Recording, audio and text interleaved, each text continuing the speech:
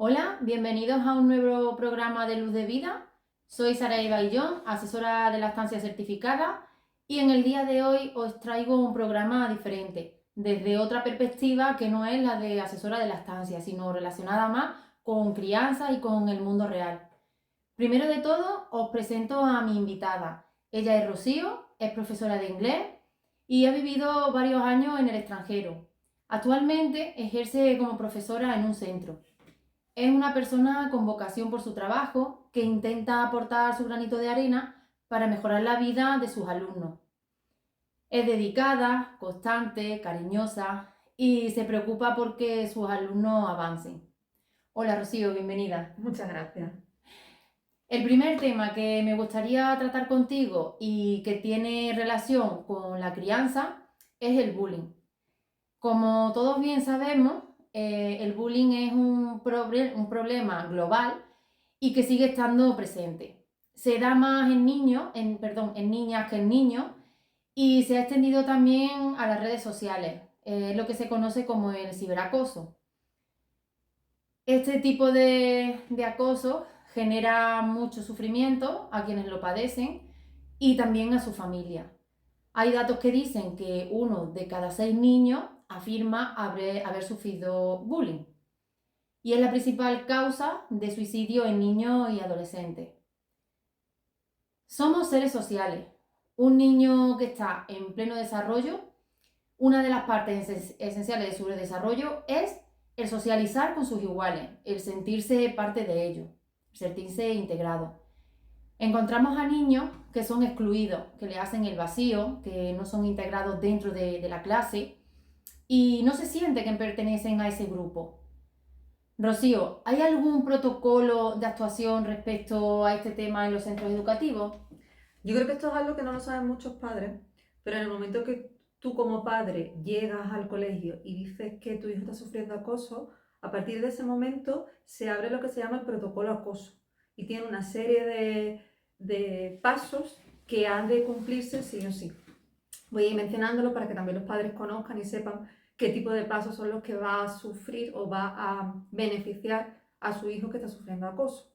Lo primero que van a hacer, lo primero, hay que decir que cualquier miembro de la comunidad educativa puede decir que un niño o una niña está sufriendo acoso. ¿Qué significa eso? Que puede ser tú como padre, puede ser el administrador que lo ha visto y ha notado algo en el niño, puede ser un profesor, puede ser un miembro del AMPA, puede ser cualquiera, un miembro de la comunidad educativa. En el momento que se dice, pues está sufriendo acoso, tenemos una actuación inmediata, que es hablar con el tutor o tutora y con el equipo directivo. Lo siguiente es una medida de urgencia. Puede ser, por ejemplo, situar en un sitio diferente del aula al acosador y al acosado. Puede ser que esa clase nunca se quede sola, es decir, que el profesor siempre esté ahí y hasta que no venga el profesor siguiente no se queda la clase sola y así no puede ocurrir nada que no sepa el profesorado. O en el tiempo de recreo, por ejemplo, tener una vigilancia superior a ese tipo de niños. Luego, vamos a hablar con las familias del niño afectado, porque puede ser que no sea el padre o la madre el que nos ha indicado que está sufriendo acoso ese niño, sino que lo ha visto un profesor, lo ha visto un miembro de la comunidad educativa. Y a lo mejor los padres ni siquiera lo saben. Entonces, lo siguiente es hablar con la familia y comentarle lo que está ocurriendo. Después, debemos hablar con el resto del profesorado, evidentemente siempre teniendo cuidado con la información que se da, pero el resto del profesorado debe saberlo, no puede ser algo que quede oculto. ¿Por qué? Porque si yo sé como profesor que un niño está sufriendo bullying o que un niño se ha notado que algo está ocurriendo, todo profesor debe saberlo. Lo siguiente, recogida de información, es decir, el coordinador, el orientador, el equipo directivo se va a encargar de preguntar a los profesores, al resto de alumnado, a todos los miembros de la comunidad educativa si han visto algo, si han notado algo, si han escuchado algo. Después vamos a aplicar correcciones, es decir, y medidas disciplinarias. En el momento que se empieza a ver quiénes pueden ser los afectados o quiénes son los causantes, vamos a empezar a separar. Luego tendríamos que comunicarlo con la inspección educativa y abrir un informe donde se puede estipular Actuaciones como al agresor, pues se le pueden expulsar, pero no solo castigo al acosador, sino también se tiene que reeducar a ese acosador para que no vuelva a reincidir en esa actitud.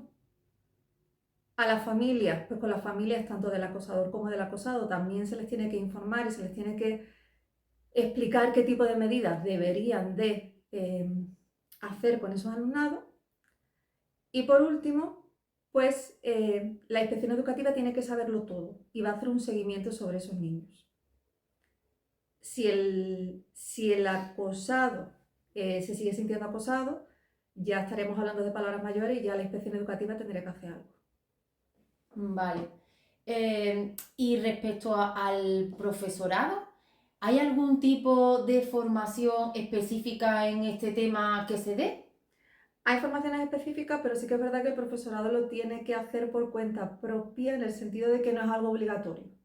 Es verdad que el CEP, que son los centros de profesorado, tanto online como en situ, yendo al centro, te ofrecen cursos, pero si tú no decides hacerlo, no es algo que te obligue a la comunidad educativa. ¿Y crees que sería necesario hacer este tipo de cursos, esta educación? Porque hablamos siempre de la educación también hacia los niños, hacia los padres, pero yo creo que el profesorado debe tener este tipo de formación, sobre todo para saber qué es lo que se encuentra, las medidas a tomar, porque muchas veces los niños que son acosados se encuentran desprotegidos pese a las medidas que nos has dicho que se puedan tomar. Muchas veces nosotros mismos no somos capaces de saber apoyar a ese alumnado. Lo vemos que está triste, lo vemos que está que su rendimiento académico baja y no sabemos el por qué. No sabemos el por qué porque las preguntas que nosotros podemos preguntarle a un niño 20 veces qué le pasa y si el niño no se ve en confianza o no cree que deba decirlo, no lo va a decir. Claro. Y Rocío, ¿qué persona del colegio o del instituto se encarga de gestionarlo? Bueno, pues ahora tenemos una figura relativamente nueva que es el coordinador de bienestar y protección en la comunidad escolar.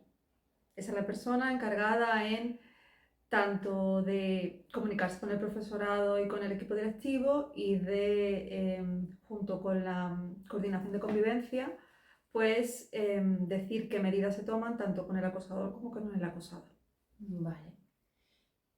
¿Cuáles son las principales conductas que se suelen ver en estos casos en los centros? Vale, deberíamos diferenciar, tenemos tipos de agresión física, en el momento que un niño, ya no estamos diciendo que pegue un puñetazo, sino que simplemente empuje o le dé por hacerle una zancadilla, ¿de acuerdo? Eso sería la física. Tenemos la verbal, insultos o vejaciones. Tenemos la psicológica, es decir, que se realizan daños en el autoestima de la persona. Social, que se aísla, lo aislamos de la clase, lo aislamos de su entorno. Y ahora, como tú has mencionado antes, tenemos el ciberbullying en las redes sociales, que por desgracia pues, es algo que está creciendo de manera increíble. Y que también llega a las aulas, que no es solamente ya fuera en casa, porque aunque se prohíba el móvil en los institutos, lo siguen usando igualmente. No, los problemas de WhatsApp están fuera, pero afectan dentro. Tal cual. ¿Y tú como profesora has tenido que intervenir en algún tipo de caso? ¿Cómo lo has gestionado? Cuéntanos. Por desgracia sí, pero sobre todo insultos, vejaciones y muchas veces insultos raciales o insultos de carácter orientación sexual, que parece que estamos avanzando en la sociedad, pero no, seguimos estancados muchísimo. Y de aislamiento, de aislar a niños, de aislarlos de sus amigos, de aislarlos de la clase y tener ese maltrato psicológico para hacerlos sentirse peor. Vale. ¿Y qué crees que les puede llevar a los adolescentes o a los niños en edades muy tempranas? Porque estamos hablando de niños que a lo mejor ya con 7 años o con 8 se hacen este tipo de acciones o de agresiones. ¿Qué les puede llevar a esos niños a llevar a cabo estas conductas? Sobre todo es la ausencia de empatía hacia la otra persona y hacia el sufrimiento de los demás, y además es la intolerancia hacia lo que es distinto, hacia lo que no le gusta, hacia lo que no entiende. Esas dos cosas. Pero también es súper importante que no solo le podemos echar la culpa a ese niño acosador, sino también es el entorno el que lo acepta, el entorno que lo permite, el entorno que tolera que exista ese tipo de tratamiento y de vejación. Claro.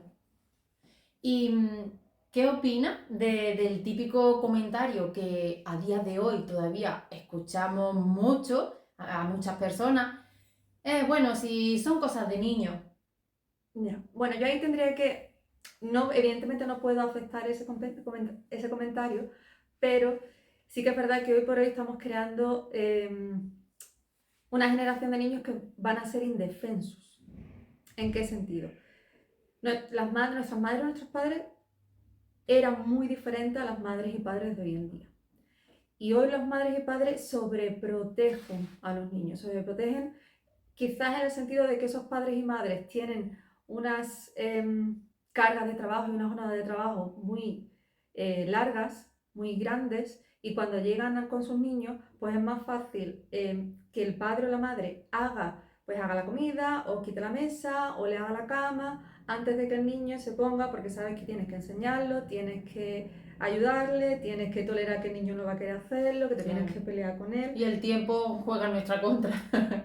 Y entonces nosotros, ¿qué hacemos? Pues nada, decimos, mira, más fácil, más rápido, lo hago yo en un Sí. momento y se acabó. ¿Qué ocurre? Que eso lo trasladamos luego a la calle. Si al niño le ha pasado algo, si el niño tiene que ir a comprar pan, si el niño tiene que ir, no voy yo, que le vaya a pasar algo al niño, no yo. ¿Qué pasa en los colegios? Exactamente lo mismo. En el momento que un niño llega a su casa, me ha dicho el niño este me ha dicho esto, o he sacado una nota que no me ha gustado, o ¿qué hace la madre o el padre? Pues lo primero que hace es coger el teléfono y llama al colegio. Mi niño, ¿por qué ha sacado esta nota? O a mi niño le han dicho esto, cuando debería decir el padre o la madre. Bueno, tú lo has intentado solucionar, ¿qué has hecho? Claro. En el momento que el niño o la niña ya no puede, porque llega un momento en que si la cosa estamos hablando de algo serio, el niño o la niña no tiene herramientas para solucionar ese problema, ahí nosotros metemos mano como adultos. Pero primero el niño, porque muchas veces a mí me vienen todos los días. Mi señorita, este niño me ha dicho esto, que a lo mejor es una barbaridad, me dice una cosa. Digo, bueno, ¿y tú qué le has dicho? Ah, bueno, yo también le he dicho esto y lo otro. Entonces no Claro. puedes echarle la culpa a uno si tú, y a lo mejor Al hoy final la culpa es de los dos. Claro, y hoy están peleados y mañana están. Que son amigos y que se llevan súper bien. Exacto. Pero claro, tú como madre, tú como padre, te duele muchísimo que tu niño te venga y te diga, pues mira, me ha dicho esto, me ha dicho lo otro, me ha dicho. ¿Qué quiero decir con eso? Que cuando estamos hablando de algo serio, evidentemente los adultos tenemos que poner manos en el asunto. Claro. Pero vamos a intentar que ellos sean capaces primero de solucionar sus problemas. Cuando ellos no son capaces, entonces nosotros metemos manos. Que sí, lo de son cosas de niños, tienes razón, porque la gran mayoría de las peleas, la gran mayoría de discusiones que tienen los niños son cosas de niños, pero ya cuando hay insultos y cuando se pasa a un tono a lo mejor agresivo, hay que saber dónde está el límite. Las amenazas no son cosas de niños. Cuando te pegan.